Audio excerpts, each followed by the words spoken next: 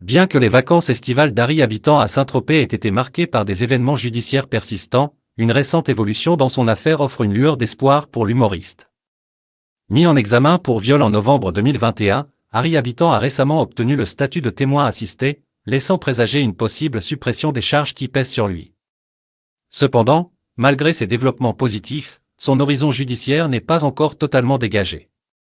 Découvrons ensemble les détails de cette affaire qui a profondément impacté la vie de l'artiste. Les résultats des expertises psychologiques réalisées sur Harry Habitant ont révélé qu'il ne présente aucune personnalité déviante ou agressive. Ces conclusions pourraient être perçues comme un point en sa faveur, mais elles ne l'ont pas encore totalement blanchi des accusations portées contre lui. Après avoir été sous contrôle judiciaire pendant plus d'1 an et demi suite à une plainte de sa maîtresse, qui l'accusait d'un acte sexuel non consenti, l'humoriste a vu les juges clôturer l'enquête pour viol le visant, ce qui signifie qu'il n'est plus officiellement mis en examen pour ce crime.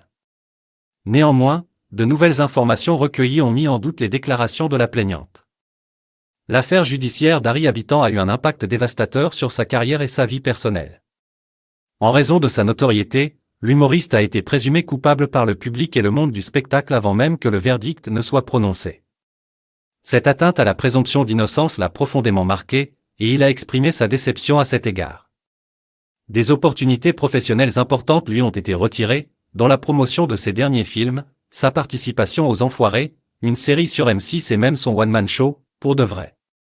La route vers la réintégration dans le milieu artistique s'annonce donc semée d'embûches pour Harry Habitant.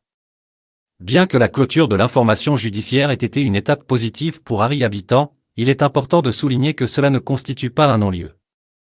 Les juges d'instruction n'ont pas encore rendu de décision définitive sur l'affaire, et une nouvelle plainte pour violence aggravée sur concubin et préjudice avec plus de 8 jours d'ITT a été déposée par sa victime. Ainsi, malgré la lueur d'espoir à Saint-Tropez, le combat judiciaire d'Harry Habitant est loin d'être terminé. Les vacances estivales d'Harry Habitant à Saint-Tropez ont été assombries par les problèmes judiciaires qui persistent dans sa vie. Bien qu'il ait obtenu un statut de témoin assisté et que les expertises psychologiques aient été favorables, il n'a pas encore été totalement blanchi des accusations portées contre lui. La déception face à l'atteinte à la présomption d'innocence et les opportunités professionnelles perdues ont été dures à encaisser pour l'humoriste. Alors que son horizon judiciaire s'éclaircit partiellement, un avenir incertain l'attend, car il doit encore faire face à de nouvelles plaintes. Reste à savoir comment cette affaire évoluera et quelles seront les conséquences pour la carrière et la vie personnelle d'Harry Habitant.